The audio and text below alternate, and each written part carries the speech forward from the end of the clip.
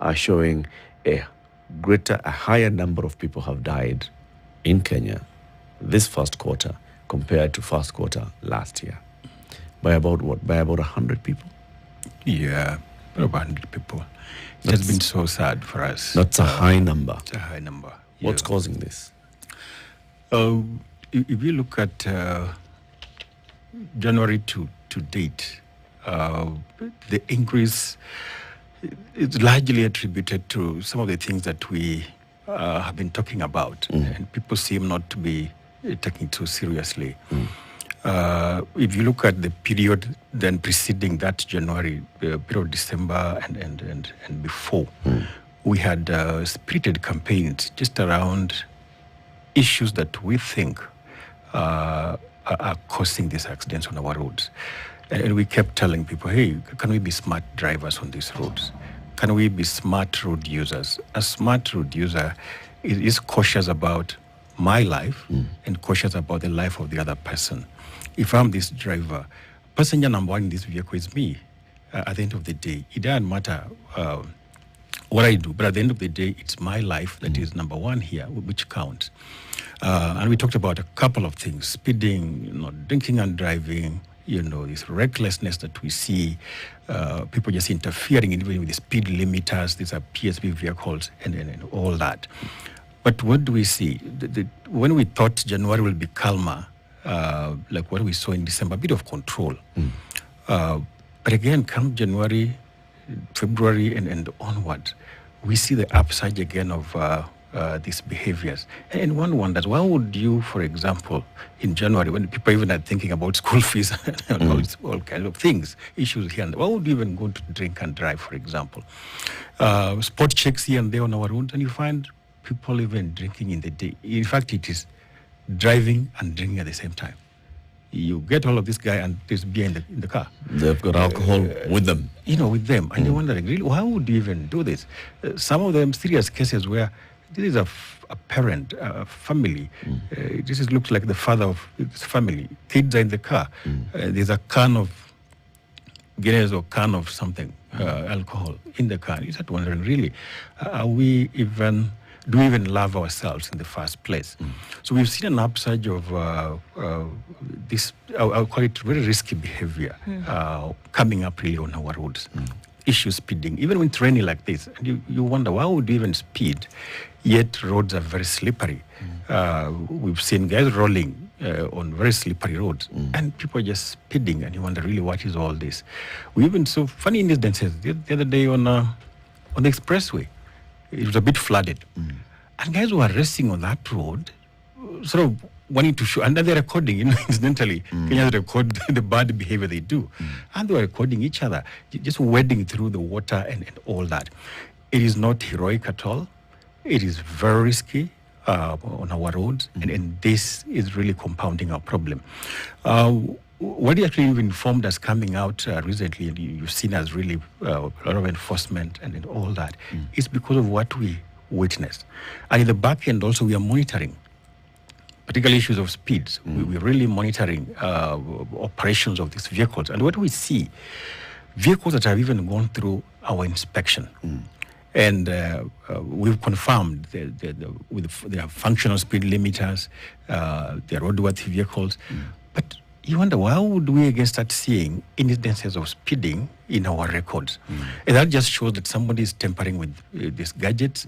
Somebody just out of that, bad behavior, call it just bad behavior, is doing very mischievous things, while on the road. So a lot of this, I would say, in the recent past has really compounded our problem. But we keep asking ourselves, really, where is this coming from? Why would you just be hell-bent not to obey a traffic law? Why would you be just hell-bent not to listen? And you've seen people dying, and we give as many examples as possible. But why would you still do the same thing that driver X did and ended up, they died. And died? Okay. Yeah. So, Samuel, from what I hear you saying, are you then attributing the increase in the number of road accidents that we have seen in the last 3 months and the deaths that we've seen, unfortunately, to bad behavior on the roads by drivers? Is that what you're saying? Absolutely. In fact, I would say 90% of the incidences we have reported, case by case by case, you realize this guy has just done a similar move like the other one. And you just keep asking yourself that why are we not really learning from some of these incidences? We are not also ruling out other underlying issues, because also in the recent past you realize this is a very seasoned driver, 30 years experience, 20 years experience causing an accident. And you ask yourself, is it a question of I don't know how to drive? No. I don't think that is the case. It can't be. If you took this guy for a retest, he'll pass. Yes. So it's just a matter of just a matter of maneuvering the car and all that. So you start now unpackaging that and realize, no, there must be another problem here. As much as these drivers will say, it was brake failure, they will blame it on brake failure, blame it on the other person, aliningia vibaya, that kind of thing. But you realize there could be other underlying issues. And what we are realizing actually is that people are going through a lot of things. Mental health issues are now coming in as well. Stress-related issues are coming in.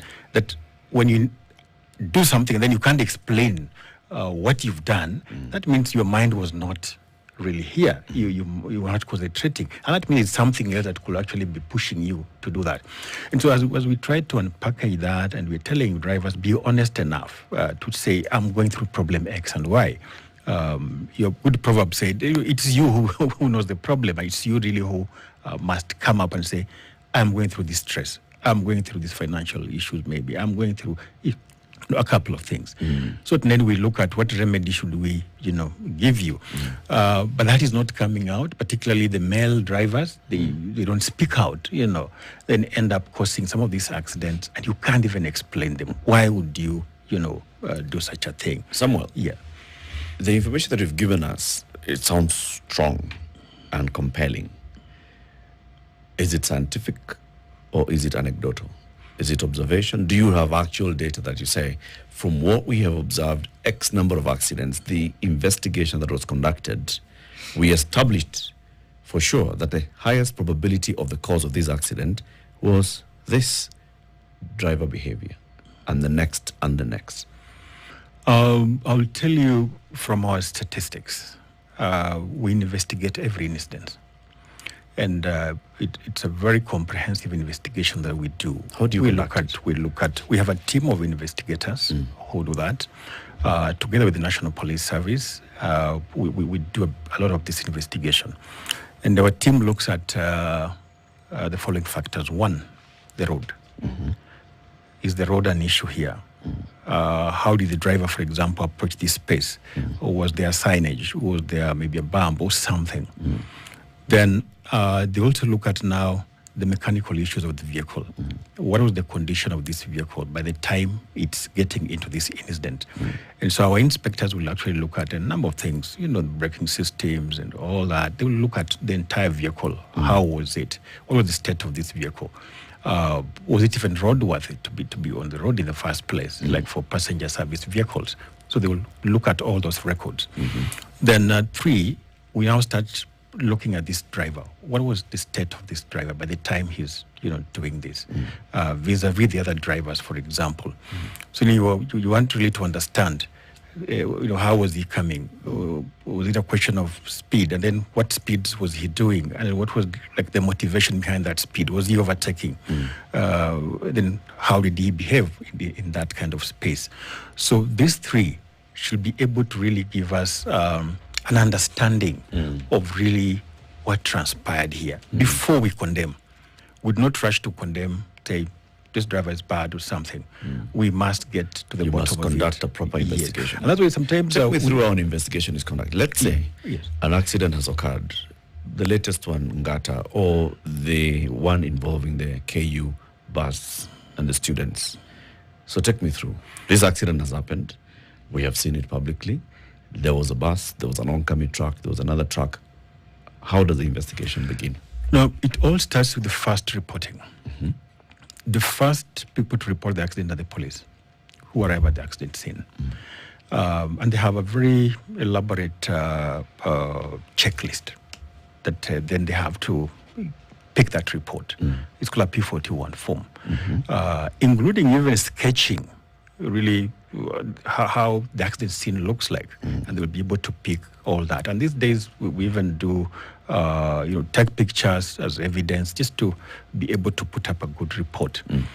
Now, based on that, once we get that alert, because they're the ones who will give the first alert and say, hey, an accident has happened here, 2 people have died, and this kind of thing involving, so they pick all that information. Okay. So once we get that, then we're able to analyze and see, then really how does it look like?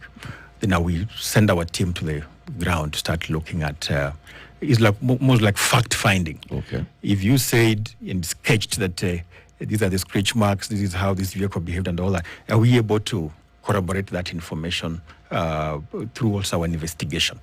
So then while at the site, we're also able now to go through the finer details of each and every part of that report. Look at the road, for example. How is this guy coming in terms of speed? And then what are the speed limits around that area by the design of that road? Because most of the roads have those signages to indicate it's 100 kilometers per hour here, it's 50 and all that. So then we're able to pick that and say, then what speed was this vehicle doing? And that calls the mechanical guy to come in and say, hey, let me look at the speedometer of this vehicle. How is it moving at this point? Vis-a-vis the speed that has been provided, in that stretch of it. Or that stretch of that vehicle. Of course, then our civil engineers are also there looking at this road. How is it like? What do we lack here? What was there that could have necessitated this accident to really have happened? And that is a lot of information, actually, you get. A lot of information. The mechanical issues of this vehicle and the road, there's a lot of information around it. Now, before now we get to the driver, and we're able to ask a couple of questions. If luckily the driver is still alive, there is so much information we get from this particular driver. What really happened? What really transpired? Because it's the guy behind the wheel. If not, then were there any other people who saw this? And Kenyans really are very good at witnessing. They are very good reporters. We saw Alikuja and this kind of thing. They're also able to give some information here and there. But that does not end there. If it's a passenger service vehicle, for example, we'll undertake an audit of that SACCO or company to also get to understand the safety status of even the other vehicles in that company or SACCO. And I will tell you, the instances that we've seen, also in the recent past, is that when you go now to do the audit of this SACCO, you realize this guy is almost 80% or 90% not compliant. Or you still have also speed issues. Compliant with what? The law. Like, for example, you realize sometimes some of these vehicles are not even inspected. A good percentage are still doing high speeds, While you thought it was only this one, they realize even their speed limiters are not working for a number of those vehicles. You realize, And you check also the speed incidences by that company, because we do the back-end checks. We have a system that actually monitors, at the back end. Then you realize, hey, these guys actually have tampered with these gadgets. They've actually been speeding. Or sometimes they would work in cahoots with the speed governor dealers to tamper with those gadgets. So that it only transmits a minimum speed. Right.